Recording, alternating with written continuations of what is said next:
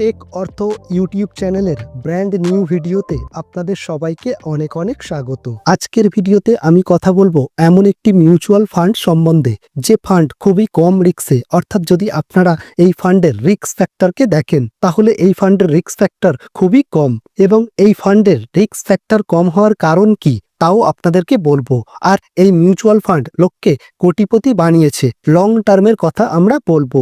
আর এই ফান্ডের মধ্যে সব থেকে ভালো ব্যাপার হলো এই ফান্ডে ওয়ান টাইম ইনভেস্টমেন্ট অর্থাৎ লামসাম আপনি করতে পারবেন, এবং আপনি যদি চান তো এসআইপিও করতে পারেন। অর্থাৎ দুই ধরনের ফেসিলিটি আপনারা এই ফান্ডের মধ্যে অ্যাভেলেবেল পেয়ে যাবেন।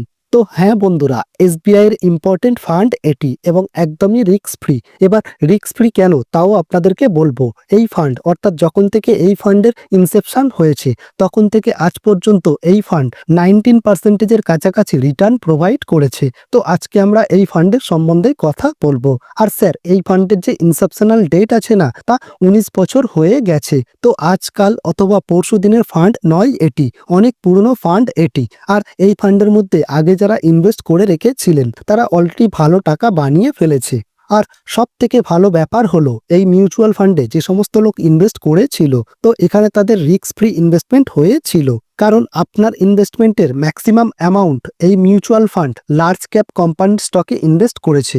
আর আরও একটি ইম্পর্টেন্ট কথা হলো, যে সমস্ত লোক রেগুলার প্ল্যান নিয়ে থাকেন এবং যে সমস্ত লোক ডাইরেক্ট প্ল্যান নিয়ে থাকেন, রিটার্নের ক্ষেত্রে তাদের মধ্যে ডিফারেন্স কি রয়েছে, অর্থাৎ সহজ করে বলতে গেলে রেগুলার প্ল্যান এবং ডাইরেক্ট প্ল্যান আসলে কি হয়ে থাকে। তো অ্যাজ অলওয়েজ ইনফরমেটিভ ভিডিও রয়েছে, যদি ভালো লাগে তাহলে লাইক এবং শেয়ার করুন। আর যদি আপনিও আপনার ইনভেস্টমেন্ট নলেজকে বাড়াতে চান, যাতে আপনি নিজেই আপনার পোর্টফোলিওকে ম্যানেজ করতে পারেন, তাহলে চ্যানেলকে অবশ্যই সাবস্ক্রাইব করুন। আজকের ভিডিওতে আমি আপনাদেরকে যে ফান্ডের কথা বলতে চলেছি তার নাম হলো এসবিআই কন্ট্রা ফান্ড। বন্ধুরা, সবার প্রথমে এসবিআই কন্ট্রা ফান্ডের মধ্যে আপনারা দু ধরনের প্ল্যান পেয়ে যাবেন। একটি পেয়ে যাবেন রেগুলার প্ল্যান এবং আরেকটি পেয়ে যাবেন ডাইরেক্ট প্ল্যান। এখন অনেকের মনের মধ্যে এই প্রশ্ন আসবে যে, বা অনেকেই আমাকে জিজ্ঞাসা করে থাকেন যে স্যার, রেগুলার প্ল্যান এবং ডাইরেক্ট প্ল্যান আসলে কি হয়ে থাকে। তো বন্ধুরা, রেগুলার প্ল্যান বলতে বোঝায় যদি কোনো ইনভেস্টমেন্ট আপনি কোনো অ্যাডভাইজার, ডিস্ট্রিবিউটার, এজেন্ট বা ব্যাংকের মারফত করাচ্ছেন তাহলে তা রেগুলার প্ল্যান হয়ে থাকে। আর যদি আপনি ডাইরেক্টলি ইনভেস্টমেন্ট করেন থ্রু এএমসি, থ্রু অ্যাপ্লিকেশন, তাহলে তা ডাইরেক্ট প্ল্যান হয়ে থাকে। এবার দুটির মধ্যে কত ডিফারেন্স রয়েছে, এক্সপেন্স রেশিও কোথায় বেশি এবং কোন প্ল্যানে আমাদের ফায়দা বা লাভ বেশি, রেগুলার না ডাইরেক্ট, তাও আমি আপনাদেরকে বলবো। তো চলুন সবার প্রথমে আমরা কথা বলে নিই রেগুলার প্ল্যানের সম্বন্ধে। তো দেখুন, এসবিআই কন্ট্রা ফান্ডের রেগুলার প্ল্যান এটি। মানি কন্ট্রোল ওয়েবসাইট হলো এস সোর্স, যেখান থেকে আপনারা চেক করতে পারেন। এবার এই রেগুলার প্ল্যানের মধ্যে আপনারা অবশ্যই একটা জিনিস চেক করবেন, তা হলো এর এক্সপেন্স রেশিও। 1.54 হলো এর এক্সপেন্স রেশিও। আর ফান্ড সাইজ হলো 39,589 কোটি টাকা। এই ফান্ডের সম্বন্ধে আপনি যদি ডিটেলসে জানতে চান তাহলে আপনাকে দেখতে হবে এর রিটার্ন। এবার রিটার্নের কথা যদি বলি তাহলে এই ফান্ড আপনাকে খুব ভালো রিটার্ন বানিয়ে দিয়েছে। তো চলুন ডিটেলসে আমরা এই ফান্ডের রিটার্নকে দেখে নিই। তো দেখুন, রেগুলার প্ল্যানে সিন্স ইনসেপশন অর্থাৎ 19 বছরে যে অ্যানুয়ালাইজড রিটার্ন এসেছে তা হলো 14.57%। তো এটাকেই আমরা কনসিডার করব যখন আমরা ডাইরেক্ট প্ল্যানে যাব। তো আপনি দেখলেন এসবিআই কন্ট্রা ফান্ডে যে সমস্ত লোক রেগুলার প্ল্যানে ইনভেস্টমেন্ট করেছিল তাদের যে রিটার্ন এসেছে তা হলো 14.57%। আর যদি কথা বলি লাস্ট 10 বছরে, তাহলে এর রিটার্নের পরিমাণ হলো 14.21%। আর দেখুন, সমস্ত ক্ষেত্রেই এই ফান্ড তার বেঞ্চমার্ক রিটার্নকে বিট করেছে। তো বন্ধুরা, এটা তো গেল রেগুলার প্ল্যানের কথা। চলুন এখন আমরা দেখে নিই রেগুলার প্ল্যানে ইনভেস্টমেন্ট না করে যদি আমরা ডাইরেক্ট প্ল্যানে ইনভেস্টমেন্ট করতাম তাহলে আমাদের রিটার্ন কেমন হতো। তো বন্ধুরা, যদি আমরা এসবিআই কন্ট্রা ফান্ডের রেগুলার প্ল্যানে ইনভেস্ট না করে ডাইরেক্ট প্ল্যানে ইনভেস্ট করতাম তাহলে আমাদের যে এক্সপেন্স রেশিও হতো তা হলো 0.67%। সেখানে রেগুলার প্ল্যানের ক্ষেত্রে যা হলো 1.54%, যা কিনা ডাইরেক্ট প্ল্যানের থেকে অনেকটাই বেশি এক্সপেন্স রেশিও হয়ে থাকে। এখন যদি ডাইরেক্ট প্ল্যানের রিটার্নের কথা বলি তাহলে 18.44% হলো অ্যানুয়ালাইজড রিটার্ন, এবং লাস্ট 10 বছরে এর রিটার্ন হলো 15.04%। আর দেখুন, সমস্ত ক্ষেত্রেই এই ফান্ড তার বেঞ্চমার্ক রিটার্নকে বিট করছে। তো আপনি দেখতে পাচ্ছেন এসবিআই কন্ট্রা ফান্ডের রেগুলার অপশানে ইনভেস্ট না করে যদি ডাইরেক্ট প্ল্যানে ইনভেস্ট করা হতো তাহলে রিটার্ন ভালো পাওয়া যেত। তো চলুন এবার আমি যেমনটা বলেছিলাম যে যদি আপনি এই ফান্ডের মধ্যে এসআইপি করতেন তাহলে কেমন রিটার্ন হতো, যদি লামসাম করতেন তাহলে কেমন রিটার্ন হতো। আর এর সাথে সাথে আরো একটি গুরুত্বপূর্ণ বিষয় যে এখন কি এতে লামসাম করার ভালো সুযোগ আছে, কারণ অনেক লোকই লামসাম করে থাকে। আমরা এখানে ডাইরেক্টলি এসবিআই কন্ট্রা ফান্ডের ডাইরেক্ট প্ল্যান সম্বন্ধে কথা বলবো।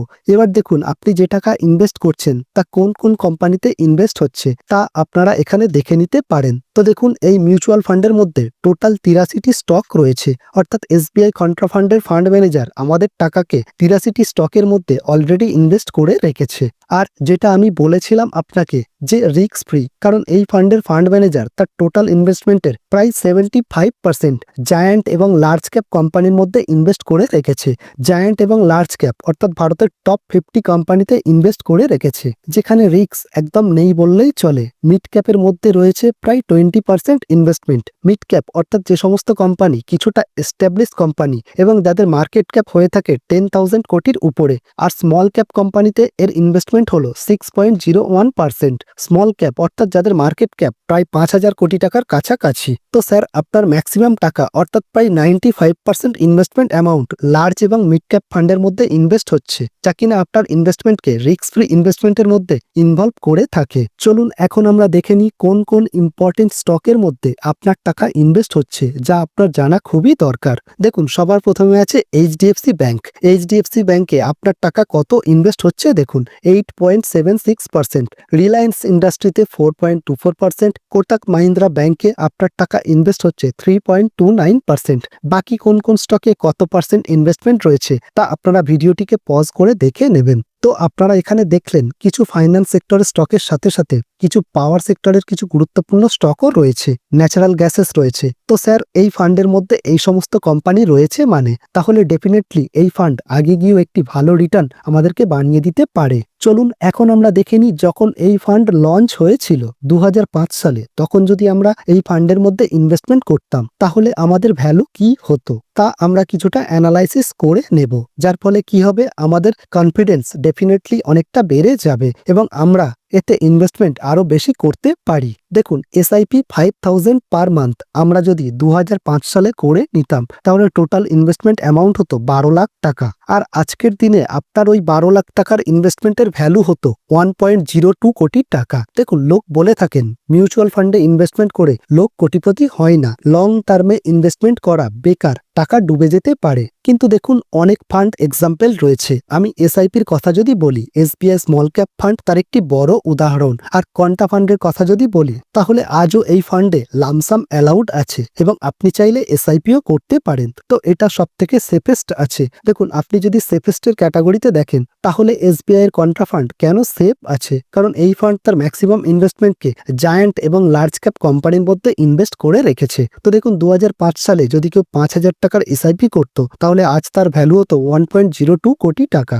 এখন অনেকে বলবেন স্যার আপনি কি বলেন 2005 সালে মাসে 5,000 টাকার এসআইপি? তো চলুন কোনো ব্যাপার নয়, আপনি যদি 5,000 টাকার পরিবর্তে কেবলমাত্র 3,000 টাকারও এসআইপি করতেন তাহলে আপনার ইনভেস্টেড অ্যামাউন্ট হতো 7.2 লাখ আর আপনার ইনভেস্টমেন্টের টোটাল যে ভ্যালু হতো তা হলো 61.08 লাখ। এখন যদি বলেন যে স্যার এটাও ছিল না, তো চলুন কোনো ব্যাপার নয়, আর যদি কেবলমাত্র 1,000 টাকারও এসআইপি শুরু করতেন সেই সময় তাহলে আজকে তার ভ্যালু কম করে 20 লাখ টাকা হতো, যেখানে আপনি কেবলমাত্র 2.4 লাখ টাকায় জমা করতেন। তো বন্ধুরা এটাই হলো পাওয়ার অফ এসআইপি অর্থাৎ পাওয়ার অফ কম্পাউন্ডিং। আর যদি কথা বলি চলুন ঠিক আছে আমার কাছে তো রেগুলার ইনকাম ছিল না, আমি তো ছোটখাটো ইনভেস্টমেন্ট করতে চাইছিলাম ওয়ান টাইম, তো ডেফিনেটলি ওয়ান টাইমও খুব ভালো অপশন ছিল। তো দেখা যায় তো আপনি যদি সেই সময় কেবলমাত্র 1 লাখ টাকাও লামসাম করে দিতেন তাহলে আজকের দিনে তার ভ্যালু প্রায় 29,50,000 টাকার কাছাকাছি হতো। যদি 50,000 টাকাও লামসাম করে দিতেন তাহলে আজকে তার ভ্যালু 15 লাখ টাকার কাছাকাছি হতো।